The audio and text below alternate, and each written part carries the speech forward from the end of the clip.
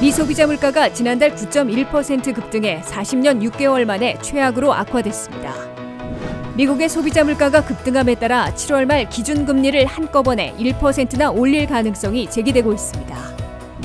미 전역의 경제 상황을 파악해 보고하는 베이지북에서 연방은행들은 물가의 고공행진이 지속되고 불경기 우려가 높아지고 있다고 밝혔습니다. 미국의 50개 주 가운데 경제 성적 우수 지역 1위는 노스캐롤라이나가 차지했고 버지니아는 3위, 메릴랜드는 27위에 랭크됐습니다. 미국에서 임산부들이 진료를 받고 출산하는 데 드는 비용이 한 명당 $19,000나 드는 것으로 나타났습니다. 여러분 안녕하십니까? 워싱턴 뉴스 투데이입니다.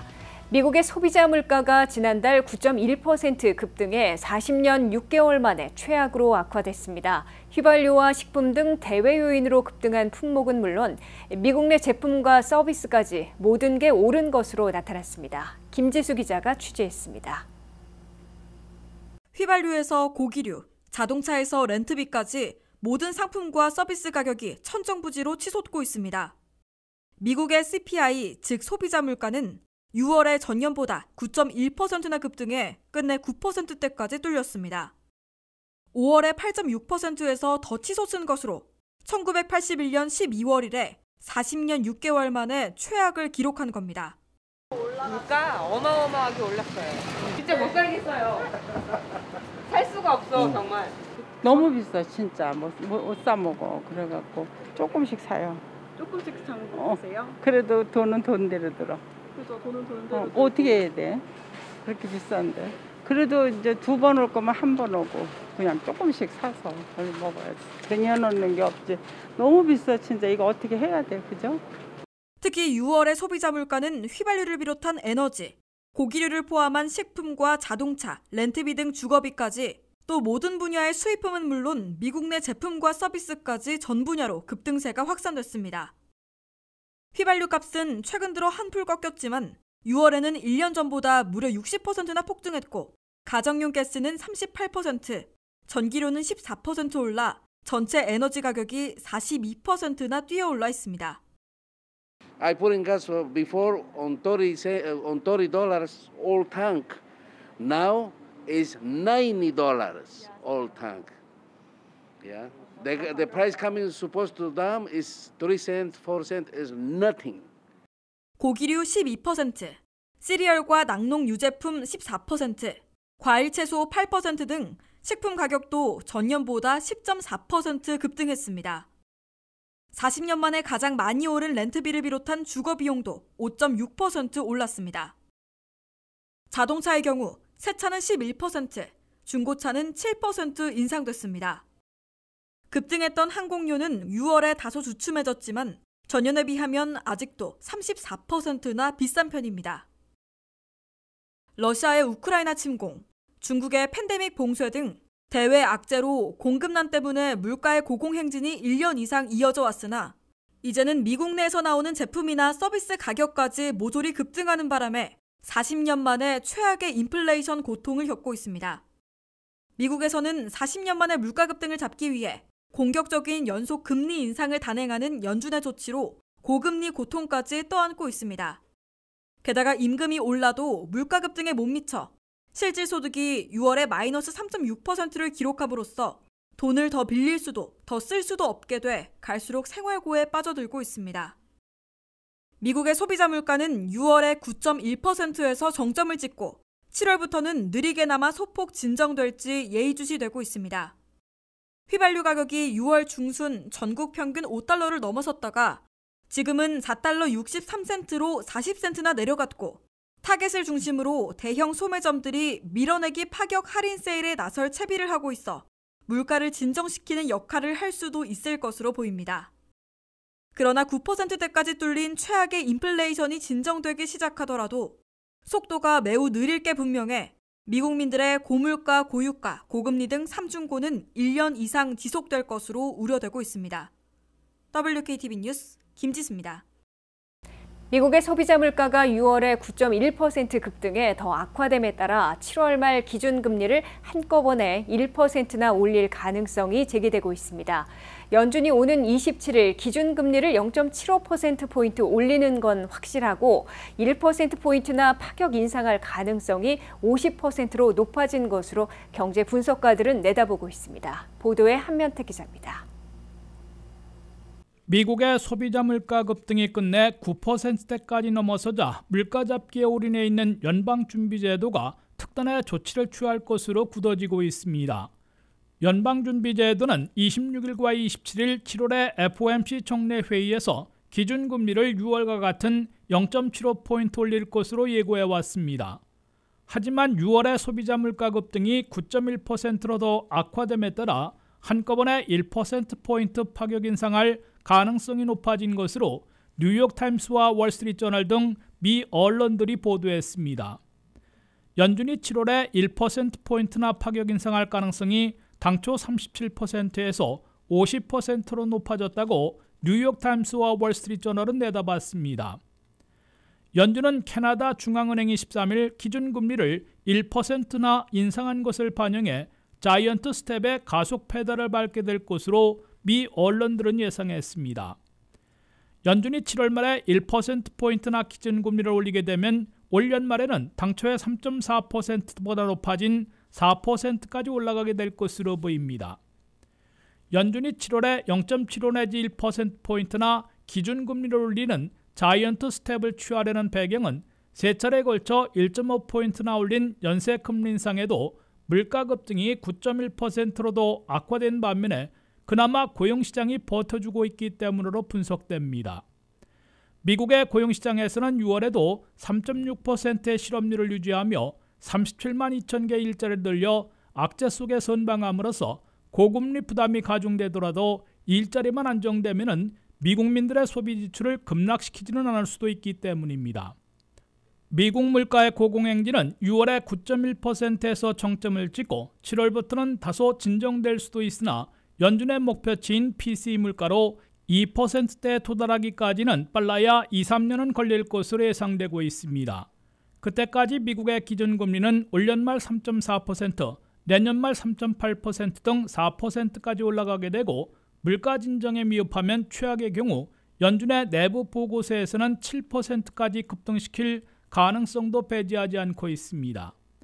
결국 미국인들은 올해와 내년 말까지 최소 2년 동안 8 내지 9%대의 고물가, 4%대의 고금리, 4%대로의 실업률 상승, 그리고 불경기 공포까지 삼중고에 시달릴 것으로 우려되고 있습니다. WKTV 뉴스 한면택입니다. 미 전역에 있는 12개 연방은행들은 물가의 고공행진이 최소한 올 연말까지 지속되고 갈수록 불경기 우려가 높아지고 있다고 보고했습니다. 연방준비제도가 오늘 발표한 베이지북에서 대부분의 연방은행들은 연쇄 금리 인상으로 수요가 둔화되고 있는 반면 물가 급등은 지속되고 있고 불경기 공포는 높아지고 있다고 밝혔습니다. 미국 전역의 경제 상황을 파악해 보고하는 베이지북에서 12개 연방은행들은 대부분 물가의 고공행진이 지속되고 불경기 우려가 높아지고 있다고 밝혔습니다. 특히 12개 연방은행들 가운데 5곳은 불경기 공포가 눈에 띄게 증폭되고 있다고 워싱턴에 보고했습니다. 대부분의 연방은행들은 연속 금리 인상으로 수요가 냉각되고 있다며 수요 냉각에 따른 불경기를 피하지 못할 것으로 판단하고 있음을 인정했습니다. 각 지역에서 수요는 앞으로 6개월 내지 12개월 동안 계속 냉각될 것으로 연방은행들은 내다봤습니다.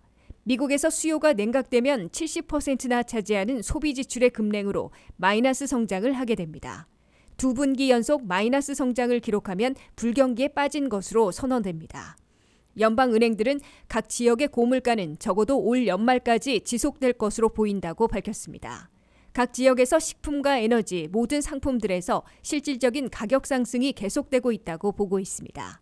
더욱이 고용시장이 아직 타이트해서 기업들이 비용 상승분을 소비자들에게 넘길 여력이 있다고 보고 있어 결국 물가 상승을 부채질할 것으로 연방은행들은 내다봤습니다. 미국의 GDP를 추적하고 있는 애틀란타 연방은행은 이미 미국 경제가 사실상 불경기에 빠진 것으로 판정하고 있습니다. 미국 경제의 국내 총생산은 올 1분기인 1월부터 3월까지 이미 마이너스 1.6%를 기록했습니다. 여기에 정부의 공식 통계는 아직 발표되지 않고 있으나 애틀란타 연방은행에 따르면 올 2분기인 4월부터 6월까지도 마이너스 1.2%를 기록하고 있는 것으로 추산됐습니다.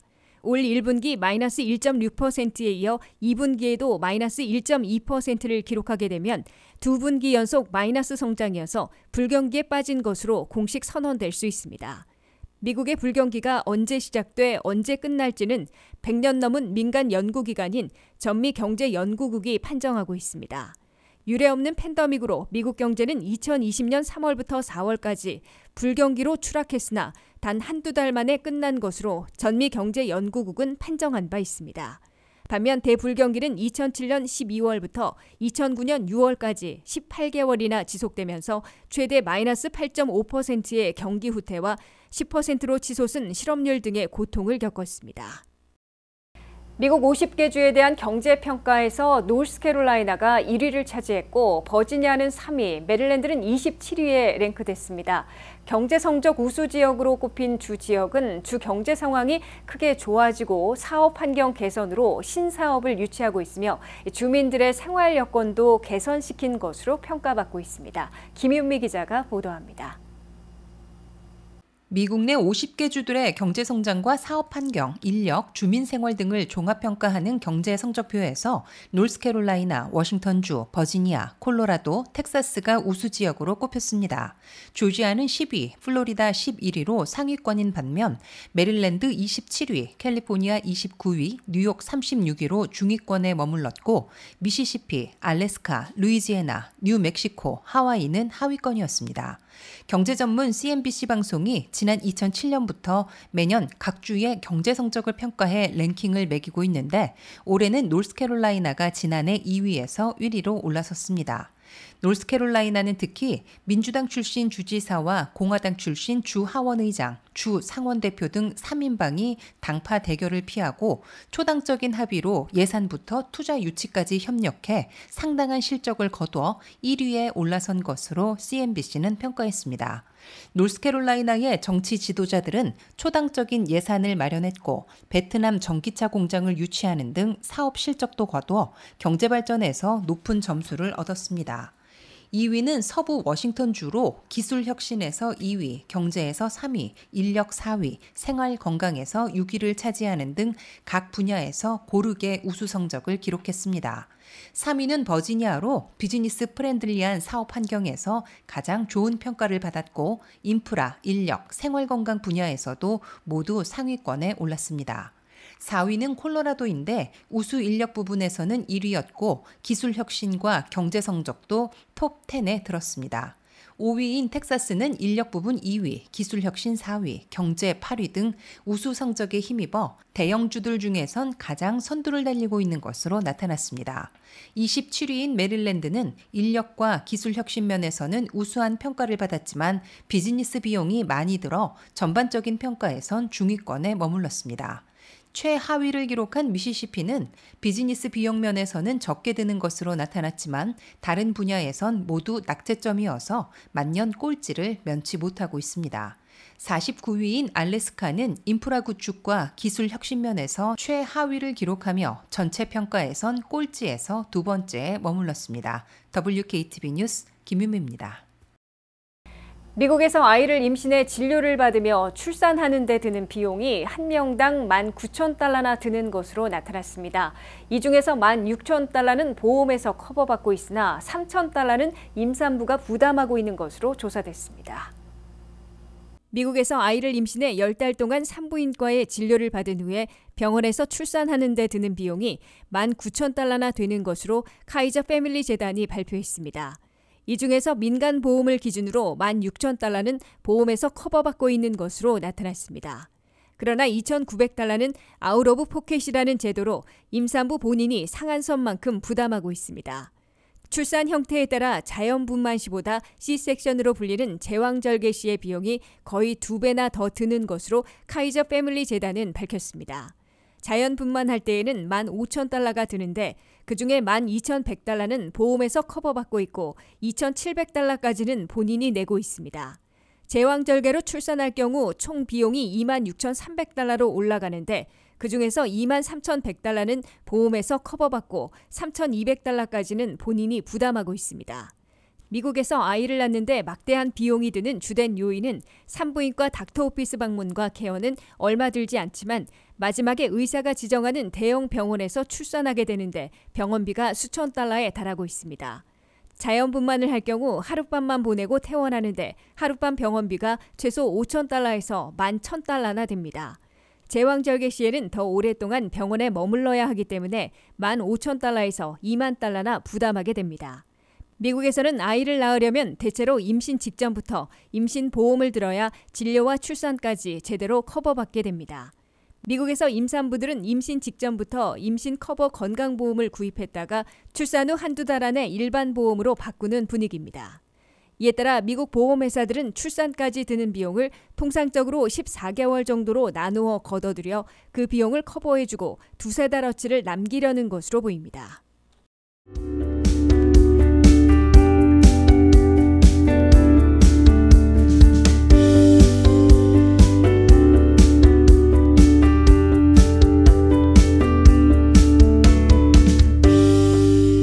이상으로 워싱턴 뉴스투데이를 마치겠습니다. 시청해주신 여러분 고맙습니다.